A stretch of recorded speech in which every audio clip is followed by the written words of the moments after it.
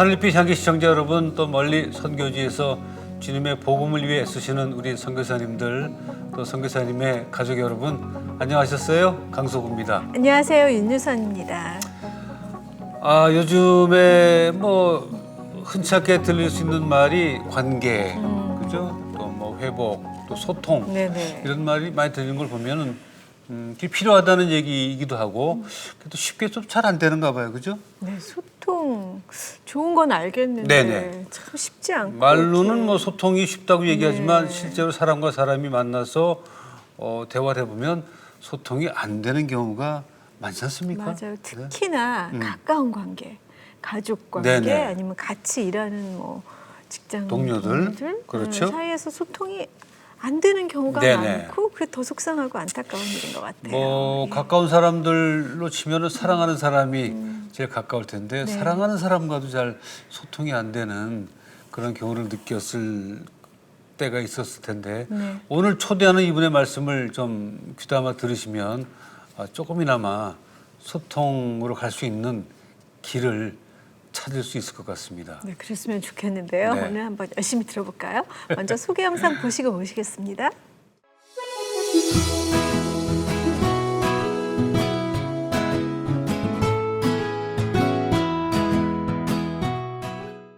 어서 오십시오, 대표님. 반갑습니다. 어서 오세요. 네, 반갑습니다. 네네. 하늘빛 향기를 시작한 몇 년 동안에 가장 젊은 분을 모신 것 같아요. 네. 아, 그래요? 감사합니다. 예. 사람과 사람 사이에 대화가 없을 수는 없죠. 굉장히 중요한데 대화 전문가라고 말씀하시니까 그 사람이 그냥 만나면 대화가 되는 거 아니에요? 전문가가 필요합니까? 네, 저도 그런 얘기를 가끔 들어요. 제 직함이 좀 어색하고 낯설어서 이렇게 여러분들께서 많이 여쭤봐 주시는데요. 저는 우리가 대화라고 하고 있지만 사실 대화는 이게 쌍방향이어야 되잖아요. 네네. 말하는 사람이 있으면 듣는 역할을 해주는 사람이 필요하고 또 순서를 바꿔서 들었던 사람이 또 자기를 얘기를 할 땐 말했던 네네. 사람이 잠시 멈추고 그걸 들어주는 이런 관계가 중요하거든요. 네. 그렇죠. 그런데 우리가 대화라고 할 때는 그냥 자기 하고 싶은 얘기를 하고 들으시는 분들은 종종 그거를 들으시는 동안에도 자기 하고 싶은 얘기를 준비하는 네네네. 그런 관계를 정말 많이 봐요.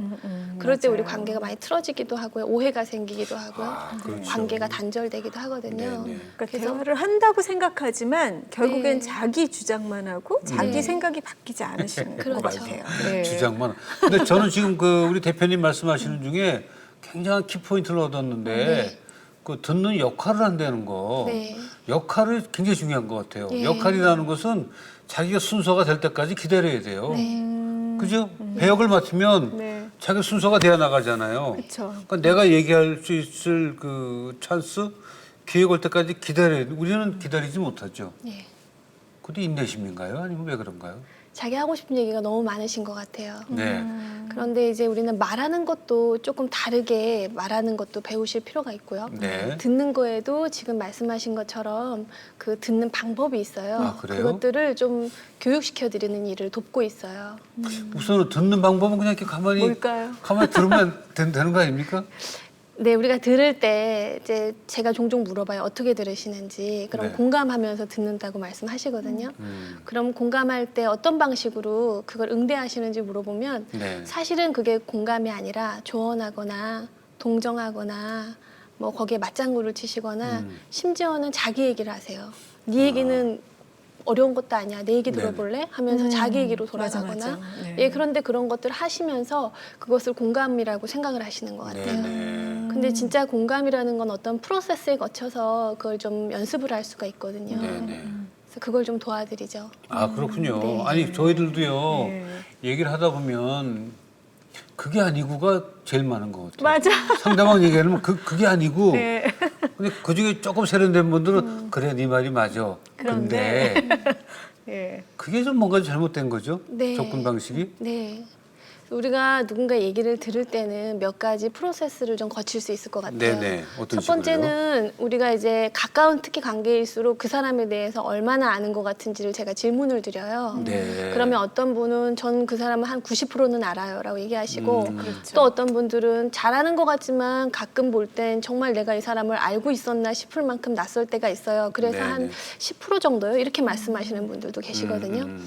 근데 공감으로 들을 때 의도는요 0%예요. 이 사람에 그래요? 대해서 난 아무것도 모른다라는 호기심의 의도를 의식하시는 게 가장 중요한 첫 번째 자세인 것 같아요. 네. 0%라 생각하고 네, 계는 거예요. 네. 아. 저도 이제 저희 엄마나 저희 아버지 또 저희 아이하고 이제 대화를 할 때가 있잖아요. 네. 그럼 저한테 오세요. 하고 싶은 얘기가 있다고. 그럼 저는 이제 수십 년 동안 저희 엄마를 봐왔죠. 그리고 저희 아이도 지금 이제 14살인데 14년을 봤단 말이에요. 네네. 그럼 때로는 얘가 무슨 얘기할지 뻔히 알아요. 네. 근데 그 순간에 제가 의도로 확인하는 거예요. 그게 첫 번째죠. 그래서 나는 지금 이 사람이 우리 아이가 혹은 우리 어머니가 나에게 무슨 얘기를 할지 난 아무것도 알지 못한다. 네. 그런 의도를 먼저 갖추는 것이 공감의 자세라고 저는 생각해요. 그렇군요. 그런데 이것이 연습을 통해서 좀 자리 잡을 수 있는 것 같아요. 아, 참 중요한 말씀이시네. 그러네요. 우리는 보통 자녀들이 와서 저기요 얘기하면 야 척하면 내가 다 알아. 그리고 그 애들이 입을 닫죠 그러면 그럴 때 네. 설령 그 아이가 무슨 얘기를 하려는지 내가 뭐 알아도 네. 그 얘기를 하기 전까지 모르는 거 아니에요. 네. 기다려줘야 되는 거예요, 네. 그죠? 예. 아니 근데 사실 알잖아요. 근데 어떻게 모르는 척하죠? 저는 종종 네. 어떤 관찰을 하냐면 네. 안다고 생각했는데 그게 아니어서 관계가 틀어지는 경우를 참 많이 봐요. 아, 그럴 것 같아. 네. 맞습니다. 네네. 그렇죠. 아닌 경우 많죠, 사실은. 네. 그러네요. 굉장히 새롭네요. 우리가 참 얼마나 교만하냐면 야, 난 숨소리만 들어도 다 알아. 참 위험한 발상인 거죠, 그게. 네. 예, 가장 위험한 것 그걸 같아요. 뭐 속된 말로 깨부셔라. 네. 어른이 될수록 그렇죠. 예. 네. 어쩌면 과거에 그 두 사람과의 관계가 많이 있을수록 네네. 더 판단하기 쉽고요. 그래서 대화가 더 단절되기가 쉬운 것 같아요. 네네. 그게 불통의 이유인가요? 그것도 될 수 있고요. 많은 경험, 과거의 많은 경험도 불통의 원인이 될 수 있지만 제가 생각할 때 가장 요즘에 불통의 원인이라고 보는 거는 나는 옳고 너는 틀렸다라는 우리의 생각인 것 같아요. 그렇죠. 예. 예. 다르다는 네. 생각보다는 틀렸다는 얘기를 많이 네. 하고. 그리고 그런 생각을 하게 되면 해결 방법은 하나밖에 없어요. 네. 나는 아무 잘못이 없고 너가 다 문제가 있으니까 맞아. 너만 고치면 돼. 맞아요. 네네네. 그리고 그게 상대방에게. 기업에서도 아주 상당한 수직적인 관계를 낳거든요. 네네네. 예. 어떤 책에 보면은 세상의 모든 것을 변화시키려고 애쓰지 말라 그래요. 변화되지 않는다고. 네가 변하는 게 맞아. 빠르다고. 나나 변해야 되는데. 그죠? 그것도 성경에도 맞는- 있는 말씀. 그렇죠. 네. 예. 아, 그래요. 우리가 뭐 수십 년을 살면서 저희도 이제 뭐 대화를 많이 하는 편이잖아요, 직업상.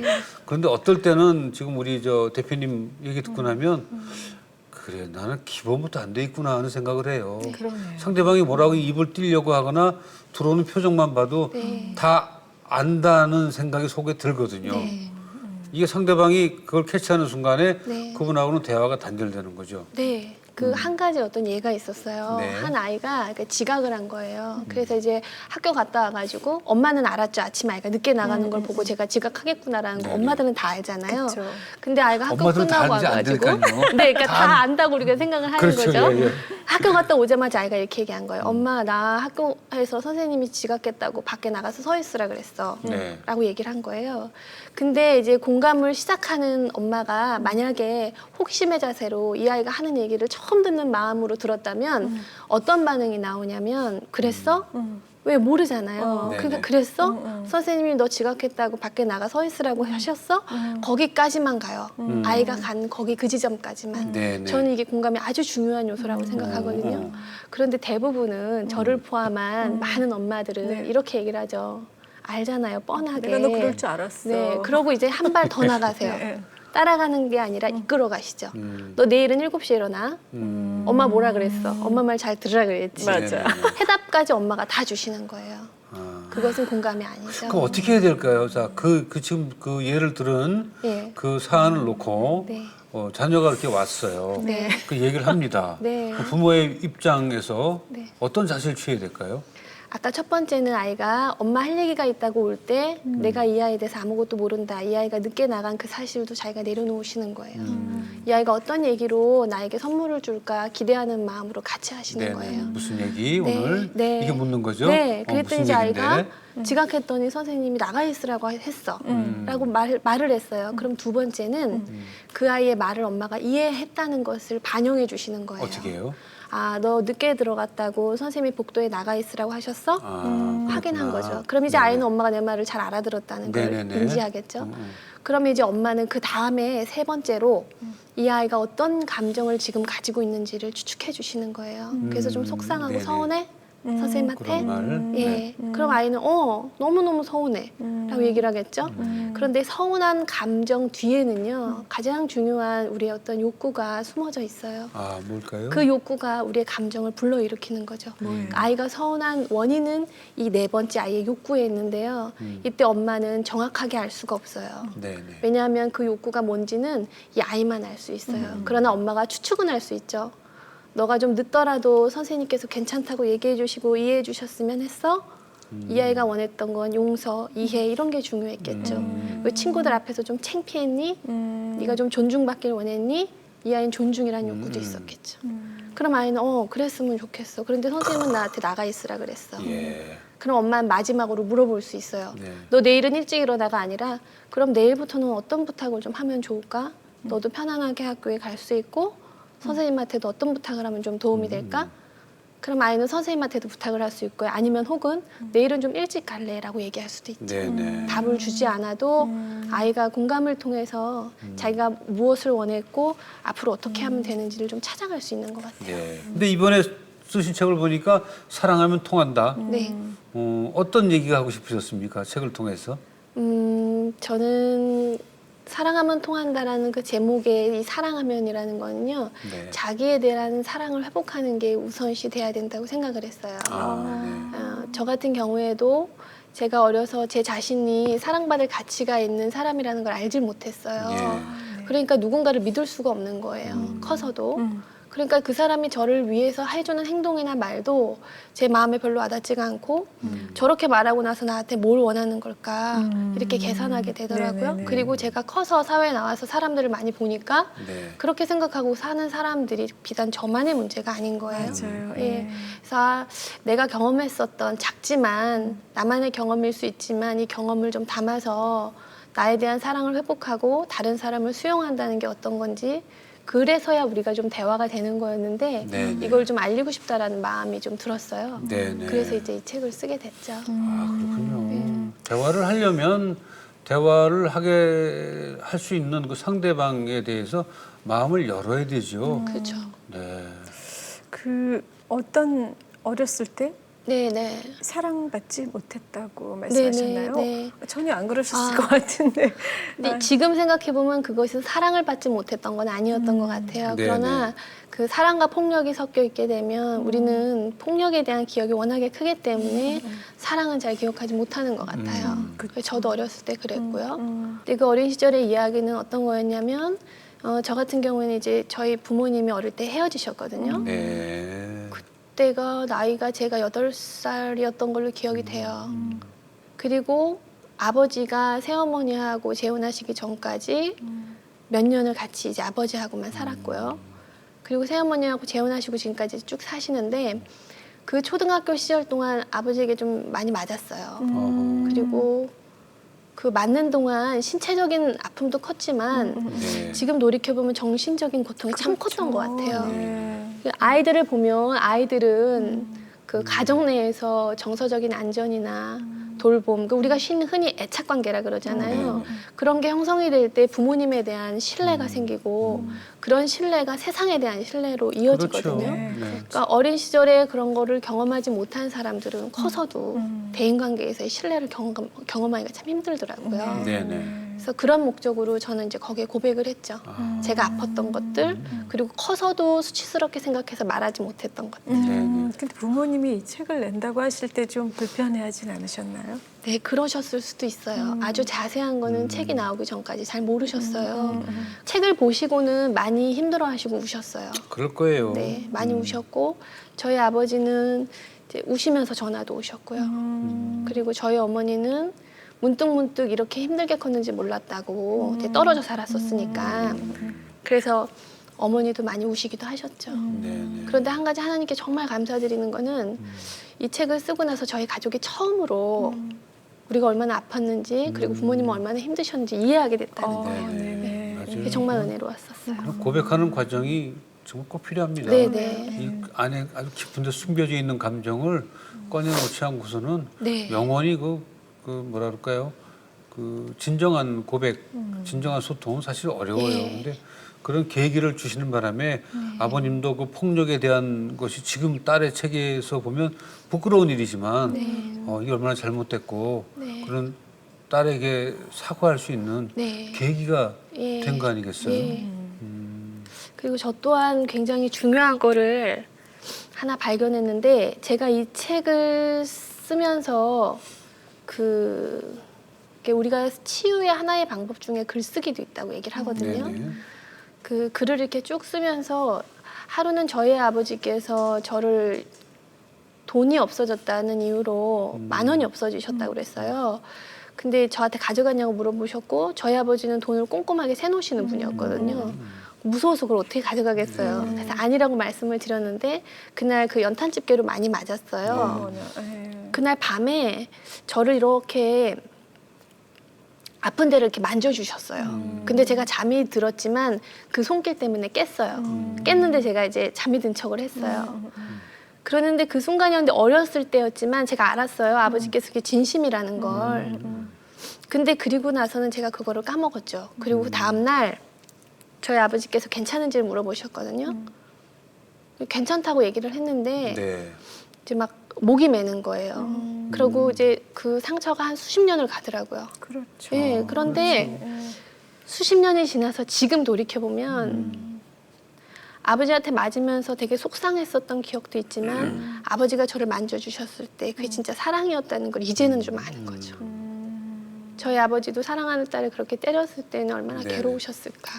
그렇게 이해해 줄 수 있는 따님은 성장이 돼서 그렇지 그 전문가들의 그 얘기와 그 조사 결과를 보면 네. 그 가정에서의 자녀에 대한 폭력은 아무런 교육의 효과가 가치 효과가 없는 걸로 나타나 있습니다. 네. 어떻게 보세요? 저한테 가끔 제가 부모 교육도 할 때가 있는데 저한테 네. 물어보세요. 선생님 가끔은 진짜 아이들을 때려야 된다고. 그래서 제가 다시 반문을 하죠. 네. 아이들을 마지막 보루에서 때려야만 아이들을 변화시킬 수 있다고 믿는다면 이 세상이 어떻게 되겠냐고. 그러면 이제 부모님들께서도 저는 그때 그렇게 질문을 할 때 부모님들이 틀렸다는 말을 하고 싶은 게 아니라 네. 다른 방법이 있다는 것을 좀 알려드리고 싶어요. 그렇죠. 네. 아이들을 때려서 변화가 된다면 세상에 나쁜 아이들이 어디 있어요? 그렇죠. 다 그리고 더 교육이 때리면 돼야 되는 거지. 되거든요. 그렇지 않습니까? 네. 근데 좋은 방법이 있다니까 또 솔깃하긴 한데 글쎄, 어떤 방법이 예. 있을까요? 다시 처음으로 돌아와서 공감이에요. 공감? 네, 저희는 아이들을 잘 가르치는 게 무엇보다 굉장히 중요하다고 믿고 있어요. 네. 아이들이 크면서 공부를 잘하는 걸 떠나서 대인관계에서 그 사회성을 높이고 다른 사람을 배려하고 공동체 안에서 잘 커나가는 게 되게 중요하거든요. 그렇죠. 그러기 위해서는 교육이 정말 필수적이고요. 네.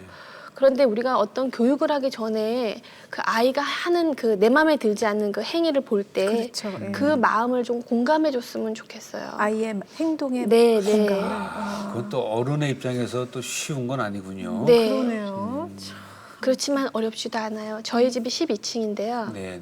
하루는 지난주의 일이에요. 제가 엘리베이터를 타는데 11층에서 얘가 우는 거예요. 네. 그래서 올라탔어요. 누구 우나 보다 이러고 그냥 탔어요. 근데 11층에서 문이 열리고 5살 된 남아하고 할머니 할아버지가 타셨어요. 네. 애는 이제 계속 우는 거예요. 그러니까 할아버지께서 이모한테 인사해야지 하셨어요. 예. 근데 애가 울고 있는 인사를 아이한테. 했을까요? 안 하죠. 애는 계속 우는 거예요. 그때 할머니가 이번에 옆에 있다가 어른을 보면 인사해야지. 이제 웃으면서 인사해봐. 이렇게 한 거예요. 네. 애는 계속 울어요. 아, 12층에서 1층까지 가는 시간은 약 2분 정도도 걸리지 않았을 거예요. 그래서 제가 무릎을 꿇고 앉아서 아이한테 질문을 했어요. 많이 속상해서 울어? 이렇게 물었어요. 그랬더니 아이가 할아버지 등에 숨어 있다가 이제 고개를 들려서 저를 보더라고요. 그래서 가만히 쳐다보더라고요. 그러니까 할머니께서 만화보다 나아가지고 애가 이렇게 운다고 이렇게 얘기를 하는 거예요. 유치원 가야 되는데 그러니까 애가 또 울어요. 만화가 생각나서. 네.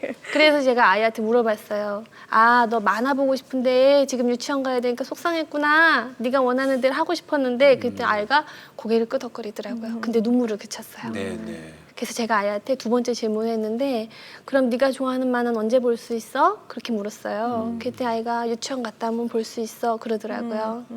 그래서 재밌게 볼 거야? 그랬더니 재밌게 볼 거래요. 네네. 엘리베이터 문이 열리고 걔가 저를 보면서 막 손을 흔들고 나갔어요.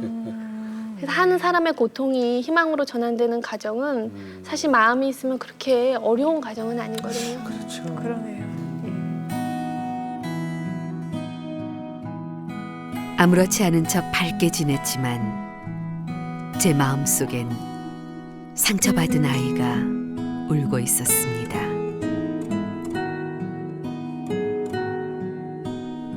주님께서 뿌리 깊은 상처를 어루만져 주셨을 때 내 자신을 사랑하고 진실한 소통을 시작할 수 있었습니다.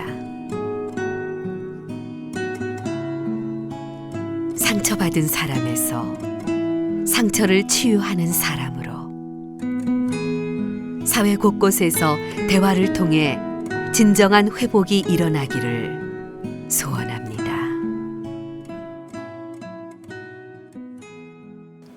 네, 대표님 아버님도 어떤 상처가 있어서 그렇게 표현을 하셨을 것 같고 사실 저희 부모들도 많이 공감하고 싶지만 네. 이게 잘 조절이 안 되는 경우가 더 많이 있을 것 같은데. 네, 그러셨을 것 같아요. 네. 제가 충분히 다 듣지는 못했지만 저희 아버지도 어렸을 때 굉장히 힘들게 크셨고요. 네. 그리고 자신의 고통을 이렇게 돌봐줄 수 있는 그렇죠. 그런 경험을 많이 못 하셨던 것 같아요. 네. 대표님 같은 경우에도 또 그런 상처가 어떤 작용으로 나타날 수 있었을 텐데. 네, 저도 어떻게- 저희 아이한테 네. 우리 아이가 5살 때 굉장히 무서운 엄마였어요. 지금 생각해 보면 그날 그 제가 5살 아이로 공감하고 내려오면서 굉장히 자기 비난에 빠졌었어요. 아, 네. 그때 딱 첫 번째 메시지가 네 아이한테 이렇게 했었어야지. 남의 아이한테는 이렇게 맞아. 해주고 네. 네 아이한테는 그게 뭐냐. 이런 메시지들이 또 올라왔거든요. 네. 그래서 참 많이 후회하고 회개하고 기도하고 용서를 구했죠, 하나님께. 저도 이제 그 애들이 이제 뭐 다 컸지만은 어떤 그 문제에 봉착하게 되면 제가 갖고 있는 나름대로 좌우명이 있어요. 남의 애처럼 대하자. 맞아요. 예. 네. 내 애처럼 하지 말고 남이 와서 상담하면 얼마나 선선하게 우리가 잘 해줍니까 방법을. 근데 네네네. 내 경우는 또 달라지죠. 네. 그러니까 남의 집 아이처럼 대하자. 이게 네. 참 저의 그 방향인데 그것도 쉽진 않아요. 네. 그러니까 자녀에 대해서도 조금 어머니로서 네. 폭력이 좀 있었습니까? 네. 아, 그랬어요. 그 5살 때. 네. 그 많이 야단쳤고요. 소리도 정말 많이 질러서 제가 막 소리 질러가지고 목이 아파가지고 물을 몇 차례 마시고 또 소리 지르고 네. 그래서 소리 질러도 안 들으니까 더 크게 소리 지르고 한참 또 때려서 안 들으니까 예. 또 두 대 때리고 그러다 보니까 아이가 저를 무서워하더라고요. 아, 예. 5살 아이가 네. 그래서 이쪽에 관심을 네, 갖게 되신 제가 건가요? 제가 변화하지 않으면 정말 우리가 사랑하는 사람들끼리 관계가 정말 더 악화되겠구나 네네. 그런 생각이 어느 날 들었어요. 저희 아이가 저한테 편지를 써줬는데 엄마가 너무 무섭지만 사랑한다는 편지를 써서 맞춤법이 다 틀리는데 그걸 준 거예요. 그거를 보고 깨달았죠. 아, 내가 이렇게 계속 지내다가는 내가 받아왔던 방식으로 아이에게 계속 폭력적인 엄마가 되겠구나. 그렇죠. 예. 맞아요. 그리고 그때는 하나님을 제가 믿지 않을 때라서 아, 그래요? 어떤 저한테 성경적인 가르침이 전혀 없었어요. 원래 그럼 언제부터 하나님을 믿게 됐습니까? 2011년도에 아이하고 2011. 외국에서 한 1년 살았었는데 네네. 그때 처음 성경을 봤어요. 어떤 기회로요? 제가 김밥을 좋아하는데 네네. 김밥을 못 말아요. 그래가지고 이제 친한 엄마가 김밥을 먹으러 가자고 네.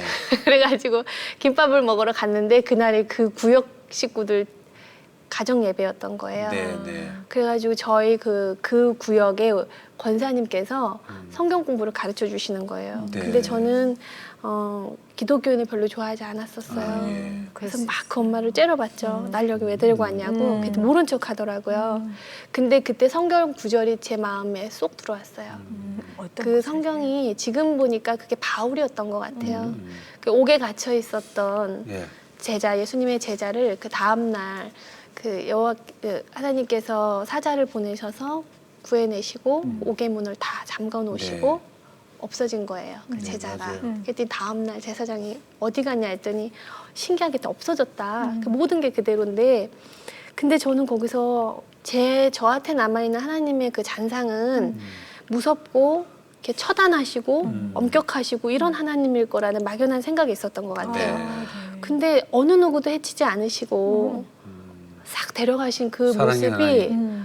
너무나 그 자비롭고 네. 느껴지더라고요. 그런데 어느 정도로 무식했냐면 그 사자가 정말 사자인 줄 알고 왜 호랑이 사자 중에 사자를 보냈냐고 네네. 질문을 드렸어요. 네, 그 사자를. 네.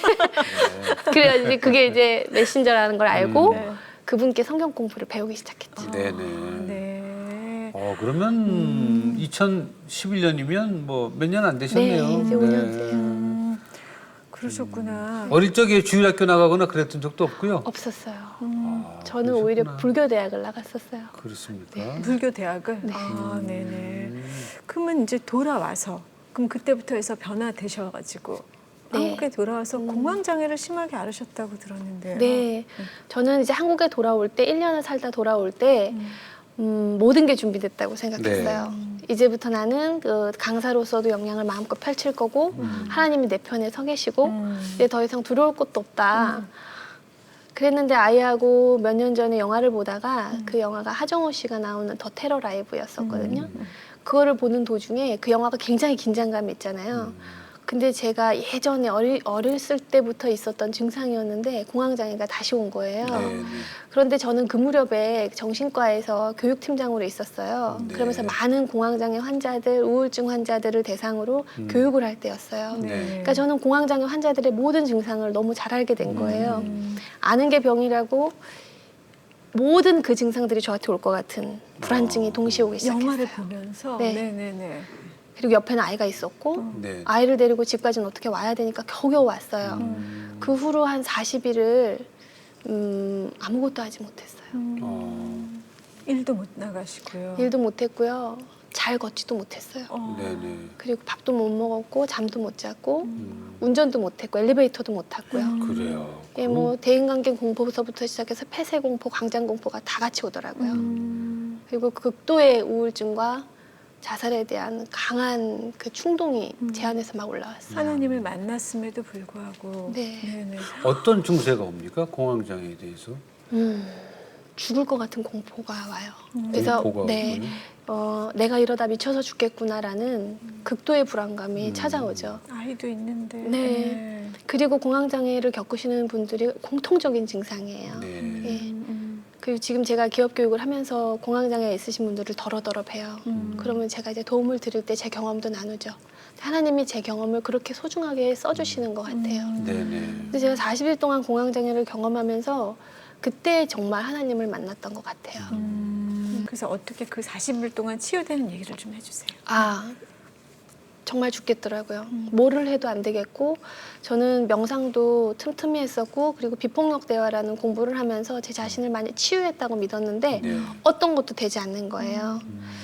그래서 무작정 교회를 갔어요. 제가 다니는 교회 지하 기도실에 갔어요. 개인 기도실에 들어갔는데 거기가 한 1평 남짓해요. 근데 문을 못 닫겠는 거예요. 이 문을 닫으면 죽을 것 같더라고요. 예. 근데 어차피 죽을 거 이 안에서 죽자. 그래서 이제 문을 닫았어요. 그리고 엎드려서 제 책의 첫 번째 챕터인 Confession 고백을 시작했어요. 그래서 너무너무 많이 울었고요.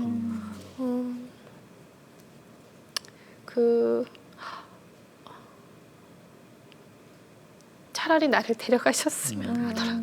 그렇게까지. 네. 더 이상 아프고 싶지 않고. 이제 모든 게 다 나아졌다고 생각했는데 왜 나한테 이런 고통을 주실까? 그게 굉장히 많이 아팠던 것 같아요. 예. 그 과정을 고백하시면서 하나님 네, 네. 엎드려서 엄청 울면서 그 40일 동안 하나님께서 저한테 요한복음 21장 말씀을 8번을 주셨어요. 어떤 네네. 말씀이죠?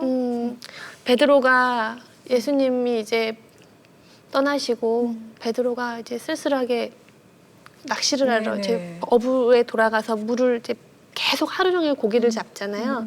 근데 한 마리도 잡히지 않다가 멀리서 예수님께서 오른쪽에 그물을 던져라. 네. 그랬을 때 정말 그물이 찢어질 만큼 그랬죠. 네, 백신 3마리 이렇게 잡히잖아요. 네네.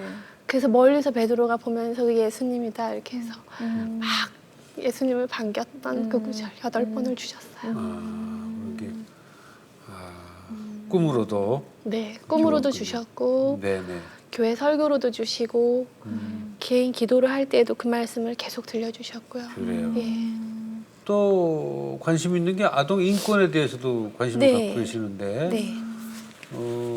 아동 인권과 대화 관련이 있을 것 같으면서도 좀 별개 같기도 하고 어떻게 보세요? 저는 아동을 취약한 대상으로는 보지만 부족한 대상으로 보질 않아요. 네네. 제가 가끔 이제 기업교육하면 저한테 명함을 받으시는 분들이 그 안에 아동인권 옹호 전문가라는 네, 타이틀이 네, 있으니까 네, 네. 이게 무슨 연관성이 있냐 대화랑 특히 우리 기업에서 하는 대화에 이런 또 다른 명칭의 연관성이 뭔지에 대해서 궁금해하세요. 네. 그럼 제가 이제 여쭤보죠.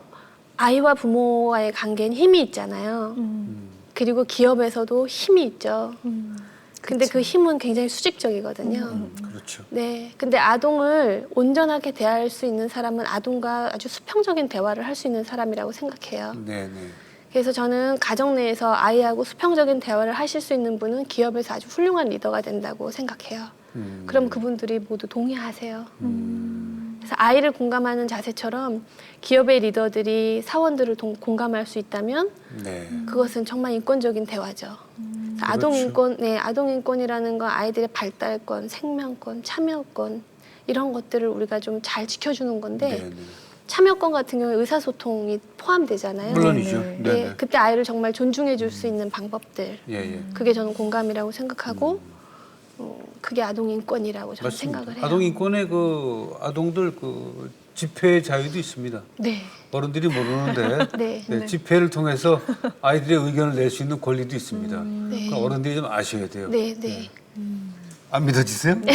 저 처음 알아들었어요. 그렇군요. 그래서 아이들이 무슨 집회를 할 수 있을까 잠깐 생각해봤어요. 저도 그 아동 인권 유엔 아동 인권 그 조약을 보다가 깜짝 놀랐는데 아 그럴 수 있구나. 예, 한 사람의 생명이니까 네. 인격 최고 네. 그렇습니다. 네, 또 회사를 세우셨다고 들었는데 회사 얘기도 좀 해주세요. 아, 네. 제가 그때 그 40일이라는 정말 고통의 순간들을 보내고 나서 그 회사 이름을 바꿨어요. 리플러스라는 회사로 바꿨어요. 리플러스. 예, 그 리플러스의 리는 다시, 네네. 예, 다시 리커버리의 리, 다시 회복시킨다라는 뜻이고요. 그 플러스는 예수님의 십자가를 의미해요. 아, 그래서 예수님의 네, 사랑으로 우리의 관계를 회복시키자 이런 뜻이 있어서요. 네. 그래서 사람들을 교육할 때 제 마음속에 그런 의식을 담고 갑니다. 네. 네네. 근데 사실 소통하는 게 이 신앙이 있는 사람들도 네. 쉽지 않은 것 같아요. 어떤 면에서는 더 어렵다고도 하시잖아요. 네. 나는 잘못한 예. 게 없어라는 생각이 있으시기 때문에 네. 더 어렵다고도 하시는데 어떻게 생각하세요? 예, 그런 것 같아요. 저는 개인적으로 우리 모두를 판단하시는 분은 하나님 한 분이라고 생각을 해요. 그리고 그거를 알았을 때 굉장히 자유로워졌어요.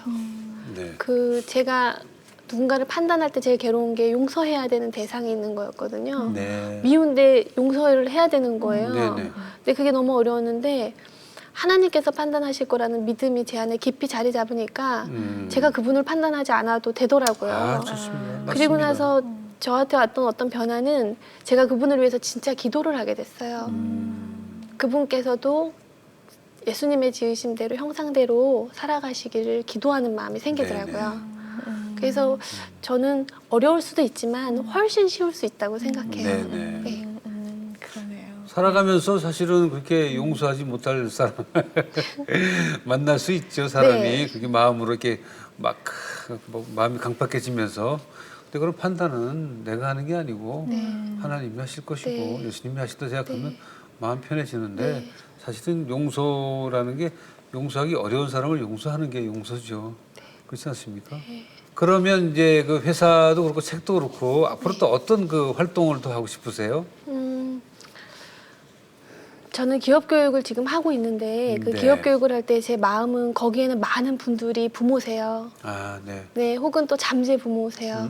그렇죠. 네. 그래서 그분들은 제 대화의 그 표면적인 이유는 조직 내 협력을 이끌어낼 수 있는 상호 존중 대화 교육이라고 되어 있지만 네, 네. 제 마음속의 의도는 이분들의 가정에서 엄마로서 아빠로서 자녀와의 관계를 회복시키는 거에 제 의식이 있어요. 네. 그리고 교육이 끝날 무렵 제가 듣는 가장 반가운 피드백은 아이하고는 정말 관계가 좋아졌다는 그 얘기거든요. 아동에 대한 관심이 저는 무척 큰 사람이기 때문에 네. 앞으로도 어떤 일을 하더라도 제 의식은 거기에 있을 거고요. 또 하나는 이제 우리 사회에 아동 학대에 많이 노출되어 있는 아이들이 있죠. 네. 신체적인 맞아요. 학대, 맞아요. 정서적인 학대, 뭐 그럼요. 성학대. 네. 또 잘 모르시는 분야 중에 하나는 ADHD 진단을 받은 아이들, 네네. 난독증, 틱 진단을 받은 네네. 아이들이 장애로 분류가 되면서 이 아이들이 인권이 존중받지 못한다는 거예요. 지금 과잉 행동 장애 아이들이 많이 늘어났죠. 예. 난독증도 ADHD. 많고. 예. 네, 네. 그래서 저는 그런 부모님들을 위한 교육을 하나의 또 사역으로 생각하고 있어요. 네. 아유, 하실 일이 많은데 한 가지 이제 그 마지막에 궁금한 게 뭐가 있냐면 가정의 자녀를 위해서는 부모로서 변화가 될 것 같은데 네. 기업은 대한민국 기업은 클수록 수직적이에요. 상호 관계인데 네. 거기서 이렇게 소통이 수평적으로 소통을 하자 그러면 그 위에 그 좀 높은 분들이 그걸 수용을 합니까? 교육을 하면 어때요? 그 자세가 네. 다 필요하다고 생각하세요. 필요 생각하는 거죠, 예, 그죠? 예. 좋다 그러는 건데 실제에 들어갔을 때는 쉬울 것 같지는 않아요. 예, 근데 제가 만난 리더분들은 조금 달랐어요. 아, 그래요? 제가 만난 리더분들은 아래 사람들이 나에게 얘기하지 않을 때 외롭다라고 말씀하셨고요. 네네. 듣고 싶다고 하셨어요. 음. 그리고 밑에 분들은요, 억울해하셨어요. 왜요? 자기의 노력의 과정에 대해서 인정받지 못하는 것이 많기 때문에 네. 억울하다고 하셨어요. 그래서 제가 좀 탐구하면서 발견한 지점은 리더의 그 외로움과 팔로워의 억울함이 만나는 지점이 이분들이 연결될 수 있는 부분이겠구나 싶었어요. 그래서 좀 리더분들은 아랫사람의 이야기를 들을 수 있게 도와드리고요. 네네. 네. 아랫사람들은 권위자에게 두려움을 내려놓고 표현할 수 있도록 도와드려요. 네네. 그러면 상호 존중이 가능한 대화가 조금 열리는 것 같고요. 네. 그런 경험들을 좀 하시는 것 같아요. 아, 그렇군요. 네. 네. 뭐 세상을 변화시키는 것도 좋지만 세상을 변화시킬 수 있는 화두를 기업마다 가정마다 다니면서 던지는 것도 큰 역할인 것 같아요. 예, 앞으로 뭐 이 사회를 위해서 가정들을 위해서 좋은 일 좀 많이 하시기 바랍니다. 아, 감사합니다. 고맙습니다. 오늘 시간 네. 내주셔서. 감사합니다. 네, 고맙습니다. 전 세대는 좀 뭐라 그럴까요? 좀 강직한 사람을 요구하는 시대였습니다. 근데 이제 세상이 바뀌는 바람에 이제 그런 분들은 외로워지는 세상이고 부드러운 사람을 요구하는 세상이 됐습니다. 네. 마음에 있는 그 강한 마음을 오늘 그 우리 박 대표님의 얘기를 들으시고 다 풀어버리셔야 됩니다. 네, 진짜 나는 아무것도 모르는 거. 네, 참 나는, 좋았어요. 네, 진짜 모르고 상대방의 얘기를 귀 기울이고 예. 공감한다는 거 정말 신선한 충격이 아니었어요. 저도 이제 그 얘기 버릴 거예요. 농담이었지만 숨소리만 들어도 다 알아. 네, 이런 얘기 이제 안 하겠습니다. 네, 먼저 자신을 먼저 사랑하는 한 주 되시고요. 네. 저희 다음 시간 다시 찾아뵙겠습니다. 고맙습니다.